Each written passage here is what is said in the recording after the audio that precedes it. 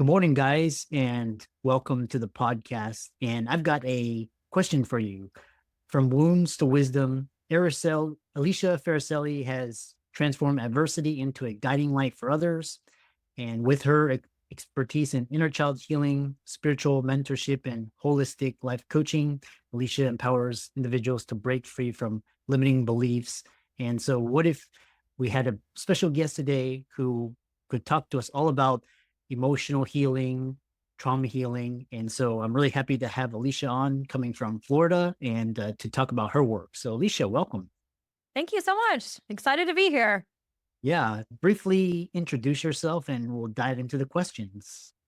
Yeah, again, I'm Alicia. I call myself an inner child specialist. So I work with a lot of people to help them tap into their inner child, find the wounds that are still remaining, and bring those into a very spirited, creative portion of yourself. So that's what I do. I do that through coaching, and I do that through speaking on amazing podcasts like yours. I do that through speaking engagements, through workshops, through all kinds of cool stuff.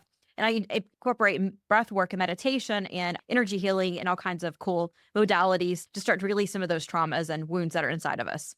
Mm, I love that. And like, I'm always looking to improve. And part of that, at some point, you have to address kind of the core wounds. And it's sometimes it can be extremely painful. And one question I have for you is for the audience: what is inner child healing and how is it different than personal development and helping unlock emotional freedom and discovery? Yeah. So inner child healing is actually tied into that so many amazing ways. So when we think about ourselves, a lot of the things, problems that I say is problems, the situations we have in our lives that we're not so happy about, a lot of times are tied into these inner child wounds that we've taken and put in subconsciously through our mind and gone on through our adulthood. So your inner child is this little person that's still inside of you. I would say, I just take people back. If you go back to the age of 3, you can go back even further and if you remember that, that's fantastic. Most people are right between ages of 3 and 5. They can start to remember a little bit parts of their childhood and how you felt as a child, how free spirited and creative. Even if you had major traumas going on around you, you still had this innocence about you, this creative spirit, this just the world was at your fingertips. You wanted to be anything. You could be Superman, Superwoman. If you wanted to be the president or an astronaut or whatever you decided you wanted to be. And at that particular moment, there's nothing stopping you until we get into society starts telling us who we're supposed to be. Our parents start telling us who we're supposed to be. Our teachers, even our friends, the media, everything starts to tell us who we're supposed to be. And we're put into this little box. And most of us are not happy. I would say, I don't know anybody that's happy in a little box that people have told them to be into. But we take that box and we go throughout our entire lives and we start to define ourselves in our self-worth and our confidence and all the things who we are as tied to this box. And if we step out of this box, then we're a little unconfident. However, that's where the wounds start to take place. So imagine you had say you brought a paper home from school and you were so proud of this paper because you thought you were going to fail this test. You're like, Mom, I got a B on this test. I was so excited. And our mom or dad's like, but you should have got an A or A plus because you studied hard about this. What's wrong? Then you're like, well, what's wrong with me? And it's not that your parents were trying to necessarily, they're actually trying to help you to achieve and be the best you could be. However, as an innocent child, because we take things so literally, you're like, wait a minute, there's something wrong with me because I didn't get the A. That means I need to work harder. I need to do more. I need to please my parents because that's what we initially want to do. And I need to do that through work and to earn that satisfaction and love. So that little wound's tied inside you subconsciously. And as you go out through your adulthood, when you're in your jobs and your relationships, you're working harder, you're trying to please more. All the things that we're doing. And most people don't realize it's tied to something just as simple, but not so simple, that's inside of you. Yeah. I spent a weekend with my niece and nephew, and they're just kids and they're just playing and laughing. And like, I'm just thinking, yeah, I wish I was a kid again, because as an adult, you're like, no, you can't do this. You can't say that. You can't laugh out loud. You can't scream and yell and just have fun. The next question I have for you is just because you talk about a lot of it's based on self-esteem and self-worth. And a lot of people on the podcast, we discussed our doctors and lawyers. They're very high achieving. And a lot of this comes from this place that you were talking about, is like not being a good enough. I have to achieve. I have to do this. What are the most effective strategies you recommend for building self-worth and overcoming self-doubt? Yeah. So I think we have to, in order to get to self worth, we have to realize what self worth is. And so we have to realize who we are and who are we. We are not our jobs. Just you're a physician. You did a high achieving. That's not who you are. I'm sorry to break that to you. As amazing as your achievements are and as great as you're doing in the world, that's not who you are. Your core value person. You're just simply love. So you're doing the things, you're helping other people. I'm sure almost everyone does it. You don't go through medical school, you don't go through all the ups and downs of all that to not want to help other people at some certain capacity. So that's what you're performing love through that, but you're not that actual thing. So we tie our worth into our titles because that can be taken away from you at any moment. Your house, all the things that we have, like our materialistic things or the outside things that are not tied into our core being, when we have all that and that's who defines our worth, that's not self-worth. That's confident. I call that confidence. We're confident as in our professions. We're confident in our relationship. We're confident doing this. We're confident speaking, all this stuff. But that's not self-worth because all that can be taken away and you still know that you're still valuable and you're still loved. So that to me is just the core of it. And again, it's a very easy concept in a way when you think, oh, that should be easy, but it's really hard to understand, especially when we're tied ourselves to that. So what we start to do is to come back to who we are. And a lot of that's I do that personally through meditation with people, guide them through with meditation to come back to their core center of who they are. And you could find the spiritual basis on this, and you don't have to be a spiritual person to come back to your central core of just being love. Hmm. And also doing that is everything you do, just do it through love. And Yeah. once you start to see that, you're going to feel like that's your self-worth. I know. Hmm. I love to ask this because we have a lot of spiritual healers and just mediums. And what does healing look like? Because, we have people suffering horrendous abuses to just this. And obviously, like these wounds, is it like, should these wounds have never happened? Or how does self healing, because you talk about meditation and breath work, and how do these modalities help you to heal? It's just seems so far away, but describe that to us. Yeah, so I want to just make a differentiation is we have what I talk about are smaller wounds. And so they're things that are happening to you throughout a daily basis that are subconsciously inside of us that affect us. That bigger traumas that are like that have to do with the type of physical, sexual, mental, high emotional abuse. Mm. Those need to be dealt with with a licensed therapist that deals with trauma. So that pig trauma. So do that work first before you start coming into the smaller wounds because that's such big work. And I commend anyone who goes through that process to do that because it's hard. I've been there. So as we go through with the wounds, meditation and breath work tie in and start to release some of these things that are energetically stuck inside of us. And there's a lot of quantum physics studies that have come out that have a lot of proof behind this on a scientific level that we have energies that are stuck inside of us that cause us to have diseases and things that get lodged. So once we start to release some of these things out, we can actually start to calm our nervous system down. And when we start to calm our nervous system down, we're able to receive in much more. So we're not trying to fight. If you're on scarcity, you're literally trying in survival mode, you have a tiger or something chasing you, you're not thinking about trying to heal a wound. You're trying to protect yourself at that moment. So we have to come away from that.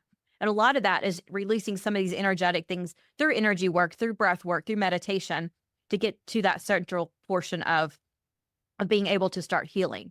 So that's where that ties into the healing portion of it.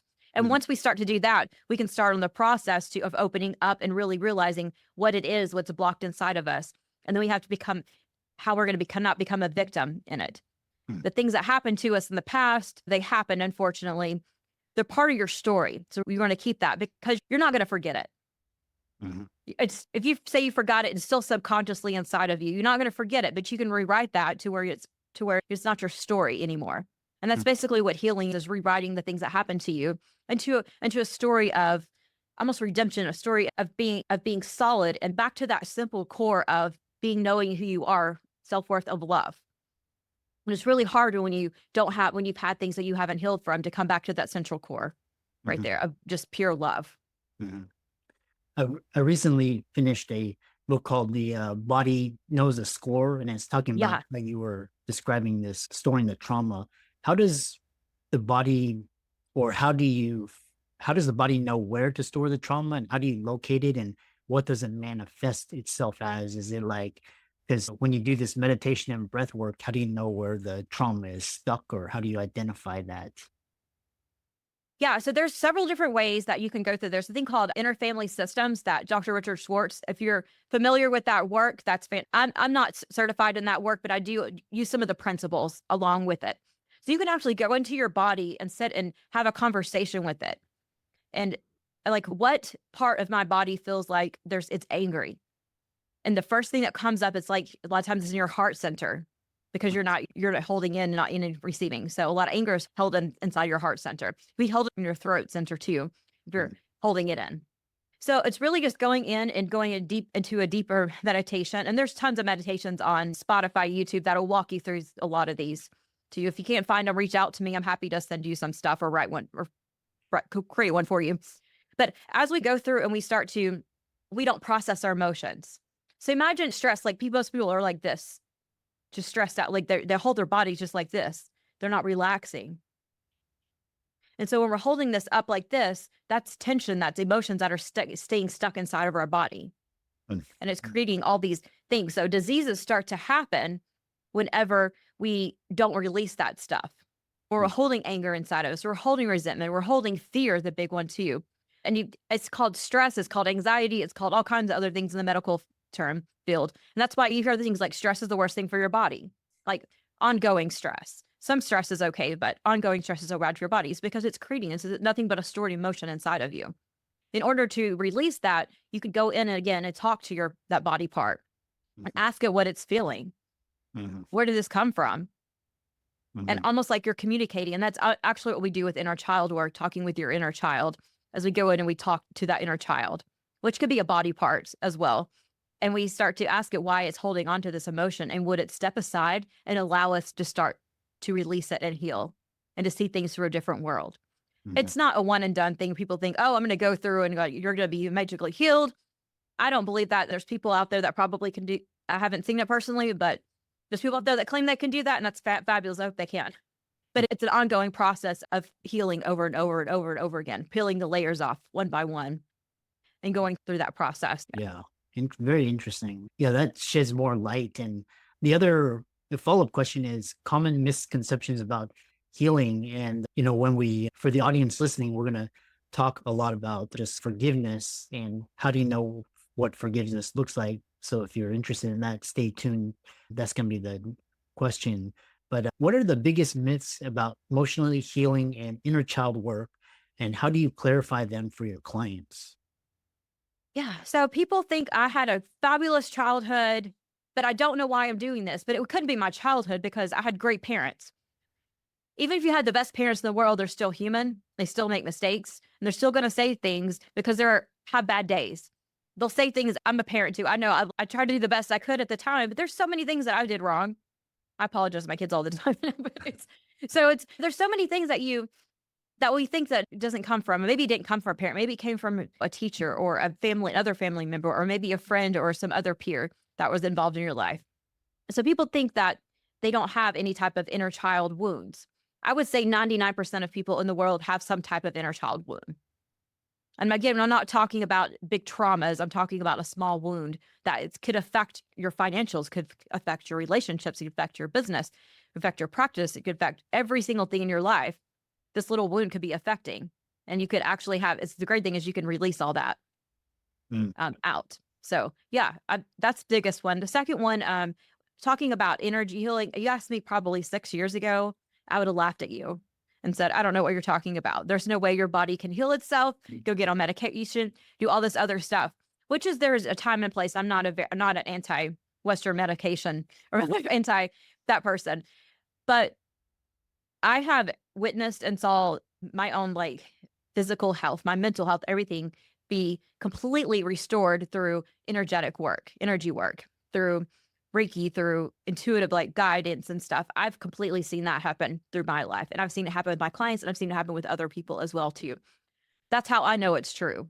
I absolutely tell people, give it a try.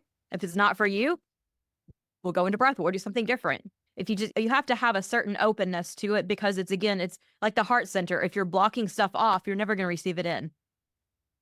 But Mhm. if you open it up and receive in, you're going to get some benefit out of it. Mhm. Yeah. Interesting. The next question I have for you is for a lot of the audience, they're professionals, they could be doctors, and burnout and anxiety are quite prevalent in the healthcare, compassion fatigue. And what actionable steps can individuals take to manage anxiety and burnout effectively? Take a huge deep breath. I'm a big believer in breathing because again, we're holding our breath in, we're breathing. We do like this, it's like you can't, how much further can you go if you just stop and take in and release everything? Women, put holding your belly in for a moment. Just stomach, release it and just breathe in through your belly and hold that up at the very top as long as you can. And then just slowly breathe out. And then just notice your body just start to relax. If you do this throughout the day, you're going to notice your nervous system starting to come back a little bit more. There's a Mm, thing called box breathing, which is breathe to the count of 4, hold for 4, out for 4, and then holding in for 4. That you can do that literally talking to patients, talking to your managers, whatever. You can do things like this. That's going to calm yourself down. And there's mm, another technique thing I'll learn you is to basically sit here and rub your fingers because when your touch is such an amazing thing. If you sit here and rub your fingers while you're getting anxious, your concentration is not on the anxiousness or the anger or whatever's coming in. Your concentration's right here on your fingertips and you're paying attention to that. So do this throughout the day. These are a couple of things just to calm the nervous system down. We want to get off the rat race. Our society is on such a hustle culture. There's a time in your life, maybe your early 20s, you need to do that. But as we get older, the older I get, I'm like, man, I don't want to do that anymore. My body, we were not designed to be these work beasts as we're society's created us to be. Take a break, take a vacation. My best months have been when I literally took off for a month. It's amazing how that works because I've come back clearer, I come back more focused. Take those vacations. You can afford to do it. You can afford to do it. You can't not afford to do it. Let's put it this way. So take that time for yourself. If it's one thing a day, take that time. If it's going for a walk, if it's sitting for 15 minutes in sunlight, enjoying tea, if it's doing that yoga class, whatever it is, take that time for yourself every single day. mm. I love that. And I recently tried something where I would just basically just allow myself to get so bored and so restless. And that's when I knew it was time to go back. And because just the same stimuli and just over and over, you get numbed out and you get, Yeah. and you just contributes to the burnout, the other question I have for you is we'll have around 5 more minutes. And what does forgiveness look like? Because I know I like to use this example, and it may be what is it called, Machiavellian. But let's say for example, you suffered some micro trauma or major trauma, and then we're talking about this personal development, this breath work, Reiki, box breathing, all of that, and then we're healed. And then let's say we like 5-10 years we get triggered by that same person, situation, event. And what does forgiveness look like? Because, for example, let's say that person or event like really did you harm, and let's say they're in a position where they need your help. Is forgiveness like helping them, or just is forgiveness like letting them suffer? Is that their karma? What does forgiveness look like? Forgiveness is 100% for you. Now, Mm, whether you choose to go back into it's your own, that's your own call, and you should intuitively, like your intuition on that.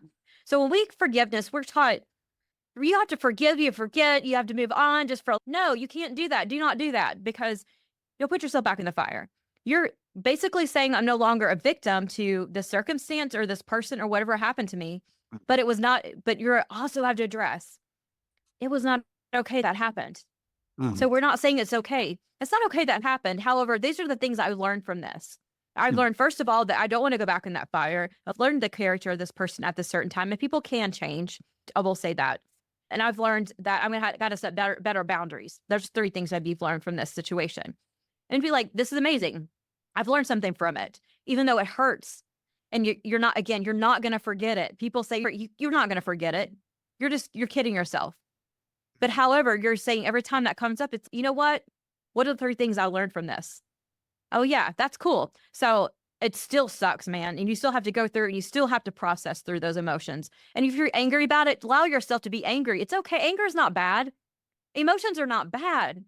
They're human. That's who we are. It's what you do with those emotions. So if you allow yourself to process through that anger about it and be like, you know what, I'm going to sit here and take some time, 10 minutes over, and just be really angry about the situation again. And then after the 10 minutes, I'm going to remind myself the 3 things I learned from this.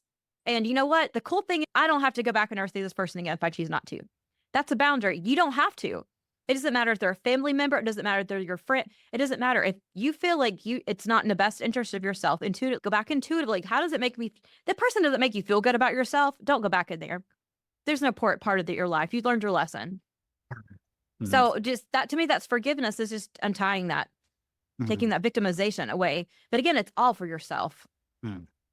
Yeah, I love that. And recently, it was a great quote by Oprah. She was saying forgiveness it's like you're forgiving. You don't say it was okay, but you're like, it's not okay for that it happened, but you're just choosing to let it go. Uh, Exactly. and that person or whatever may not even have realized, may not intend to realize. And then they're off living their life and you're stuck holding on to this. So it's like killing yourself. Yeah, And I love this idea of the boundary because I know people that have been hurt in the past and then the perpetrator comes back and then tries to get back into their life. And then, but the proper healing is okay, this happened, I let it go, but I'm not gonna let that energy come back in. So exactly. yes. So just final question is for triggers, because you were talking about meditation, breath work, all these like really long-term like yoga, these healing modalities. But let's say you're like in the moment, you're triggered, your like heart rate's up, you're stressed out. How do you manage getting triggered? Put your hand on your heart and breathe into your center and tell yourself, I am safe. Mm, I am safe. I am safe. mm, I love myself. I am safe. And just do that as long as it takes till you start do that. But you have to breathe through it. You can't just be like, I'm safe, I'm safe, I'm safe. You have to relax your shoulders. And it's a very intentional thing, and breathe into that space. And if you close your eyes and just say, and breathe, Alicia, you're safe. That feels so good. So when you start to get triggered, just do that simple thing right there. yeah. And again, you got to follow back up with some more stuff, because you can do this. You have to be doing this all day long if you're continually triggered. But for the moment, it's going to calm your nervous system down and make you feel safe, because that's what we're looking for. Is we all just want to feel safe and loved, Yeah. and loved means you're safe. Mm, So we just want to feel safe. yeah. Interesting. And the more I realize it, the more like these triggers, they're just the stories that your nervous system created around something. And if we do what you did, just close your eyes and just you realize you're not really in any danger. It's just that your nervous system got Yeah. triggered by a stimulus. So Yeah. yeah. I really enjoyed talking with you. How can people find you and follow your social media, check out your work with you, and so on? Yeah. The best way, obviously, I'm on Instagram, Facebook. I'm not on Twitter, X, whatever it is. I don't have the time for that, honestly. I have a podcast, Intuitive Revolution. Check that one out. What else am I on? Pinterest, LinkedIn, most all the channels. You can search my name. I'm probably the only Alicia Farricielli you will see. The best way to contact me, though, is through our website, is to go to aliciafarricielli.com and click on the top is book a free consultation. So there's a 60-minute consultation that's free of charge. Book that. We're going to chat. No obligation. If you want to sign up, and I can walk you through some inner child stuff, more than happy to do that. But I'll at least give you some tips and techniques to walk away with. Yeah, just go to our website, aliciafarricielli.com.